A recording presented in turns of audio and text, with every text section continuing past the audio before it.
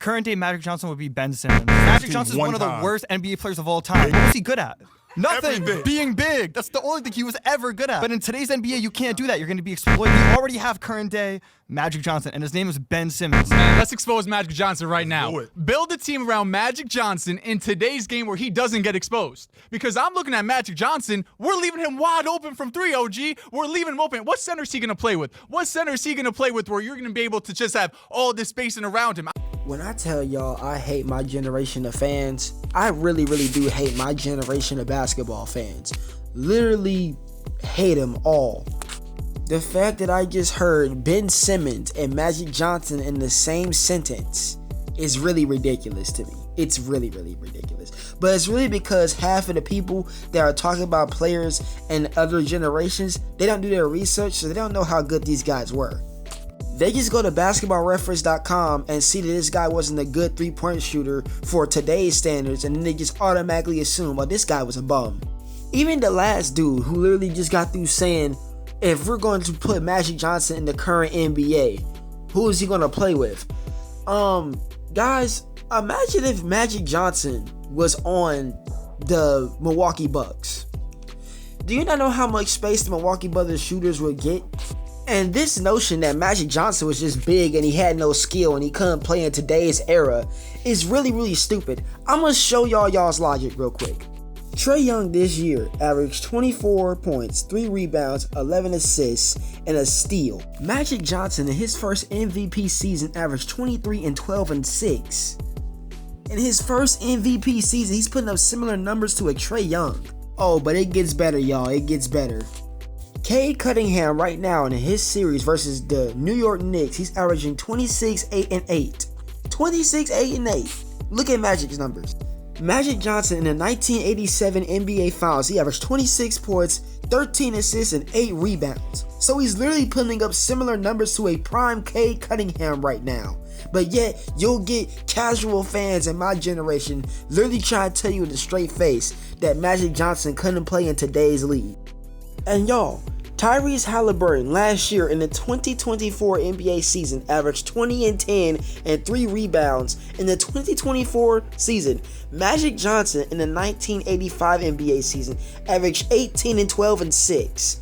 So Magic Johnson is literally putting up similar numbers to Tyrese Halliburton, and that's in 1985. So Magic Johnson couldn't play in this era, yet you literally have a guy right now in this era that's literally putting up similar numbers to Magic Johnson in 1985. So we gotta cut out the disrespect. It's really stupid. Magic Johnson is the best point guard in NBA history. Why do you think so? He revolutionized the position. Not only did he revolutionize the position, he was that from the door, and he stayed that for as long as he was in the league, which was 12 seasons, first team All-NBA. You don't care that he played with Kareem? You don't care that he played with James Worthy?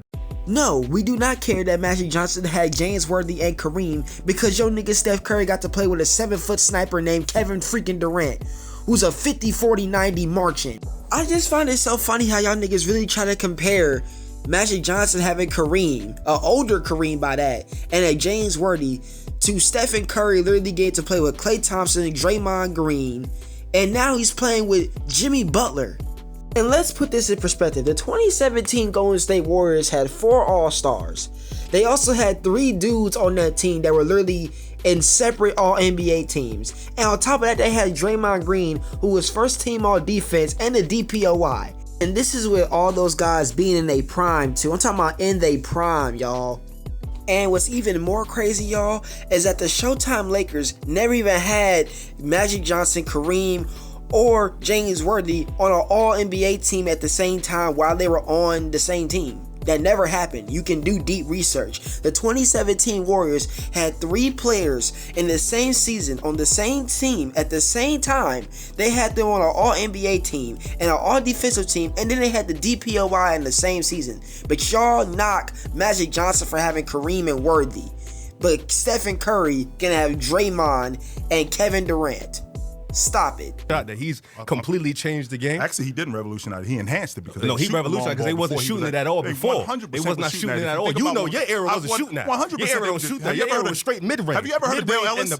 Yes, now let me get this out the way real quick. Yes, Steph Curry has revolutionized the game of basketball. He has definitely transformed the game. He has definitely is the reason why we as the NBA society or basketball society shoot and attempt way more threes than ever before because of the influence of Steph Curry. That is all great. And the reason why the 1980s and the 1990s were mainly a mid-range league was because, again, back in those times, the three-point line wasn't as viewed as the same thing as it is today. The three-point line today is basically the NBA game. In the 80s and 90s, and even before that, the NBA game or basketball was really a big man's game. And if you did have a guard on your team that could shoot threes, they were mainly role players at the time. And on top of that, you gotta realize or take into account that back in the 1980s and the 1990s, the three-point line wasn't respected as much as it is now. The three-point line is way more respected and used now because of the influence of Steph Curry. That's what I'm saying. You gotta take that into consideration. I'm finna show y'all a clip from the 1980s that literally proves my point of why the three-point line wasn't respected back in the day. Roll the clip. Now, I had to mute the video audio because literally it has copyrighted music on it. But in this clip, it literally shows you that basically the three-point line was viewed as a strange shot. As you can see right there, Doc Rivers, who took that three-point shot, was wide open. Here's another clip. He shoots a wide open three, misses it. They call it a strange shot again. Also, shout out to Jed Bush 2K on YouTube. Y'all go follow him on TikTok and go subscribe to his YouTube account because that right there, that clip that he just showed right there was absolutely legendary, and it really proved to me on how three-pointers were viewed back in the day. Your performer. Magic. At what? 100%. He can't shoot. He don't got no left hand. Magic Johnson in 190 playoff games averages 19 points, 7 rebounds, 12 assists. He holds the record for the most assists in one single playoff run with 303 assists in 1988. Magic Johnson also has the highest playoff assist average with 12.5 assists per game. I also forgot to mention that this man, Magic Johnson, has the most career playoff assists with 2,346 assists. Let's also talk about the fact that this man, Magic Johnson, has gone to 9 finals and he's won 5 out of 9 and he's won 3 finals MVPs. Now let's talk about the teams that Magic Johnson had to face in the finals that he was in. Let's talk about it. Let's talk about how in the 1980 NBA Finals, Magic Johnson faced Dr. J and his 76ers. In that series, Magic Johnson won the Finals MVP for his heroic performance in the last game of the series when he dropped 42, 15, and 7 and he stepped up to play center when Kareem Abdul-Jabbar got hurt. Or we could talk about 1982 when Magic Johnson and the Showtime Lakers really had a rematch with the 76ers, who literally was tied for the best record in the league. They had 65 wins, and Magic Johnson in that finals averaged 16, 10, and 8 on 53% shooting with 2 steals a game, and he also had a triple-double in Game 6. Again, this is also against the same 76ers who have Dr. J and Maurice Cheeks. Dr. J in this series literally averaged 25, 8, and 3 in this series. He had Maurice Cheeks averaging 14 and 8 assists a game, and he literally led the 76ers in assists totals that year in the playoffs. Even in 1985, when Magic Johnson didn't win the Finals MVP, Kareem Abdul-Jabbar did his thing. He averaged 25, 9, and 5 in that series. But look at Magic Johnson. He averaged 18 points, 14 assists, and 6 rebounds. This is ridiculous, bro. This man is averaging 14 assists a game in the freaking NBA Finals. That is ridiculous. But y'all want to sit up here and disrespect Magic Johnson. It's really, really crazy, man. Y'all gotta stop playing with my boy Magic Johnson. He's still the greatest point guard of all time. Oh, and now I forget to mention that Magic Johnson was the one that hit the baby skyhook in the 85 Finals to help them win that series anyway. That speaks to his clutchness. That's another story for another day too. But let's talk about the 1988 NBA Finals, because y'all love to bring up James Worthy in the finals. Y'all love to bring this up. I'm finna show y'all who really was the real finals MVP of that series. Magic Johnson literally averaged 21 and 13 and 5 in that series. James Worthy averaged 22 and 7 and 4. And Kareem averaged a lousy 13 points in this doggone series. Now, the only reason why James Worthy got the Finals MVP is because of his 36-point triple-double in Game 7. He did his thing in Game 7. But overall for the series, I believe it should have been Magic Johnson MVP award, but not taking nothing away from James Worthy. But since we are talking about teammates, let's compare Kevin Durant's numbers in the finals to Kareem Abdul-Jabbar's 1985 and James Worthy's 1988 Finals MVP award performances. As you can see right here, Kareem Abdul-Jabbar 85, 25 points, 9 rebounds, 5 assists a game, 60% from the field, 76% from the free throw line, 62.9% true shooting percentage. James Worthy in the 88 finals averaged 22, 7, and 4 on 49% shooting, 73% for the free throw line, and 54% true shooting percentage. Both of these performances are great in the finals. And then you read Kevin Durant's stats in the freaking NBA finals that he was in with Steph Curry, and he absolutely positively clears both of them.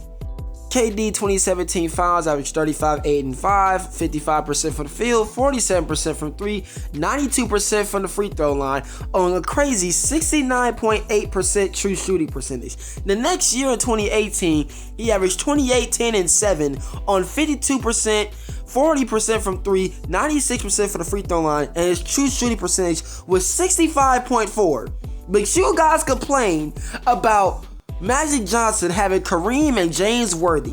But it's okay for Steph Curry to have this guy Kevin Durant, who's a 7-foot sniper who can move like a dribble like a guard. But Magic can't have Kareem. He can't have a James Worthy, right? You guys make me sick.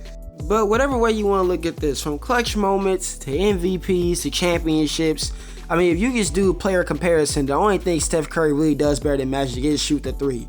That's it. Magic Johnson does everything else better.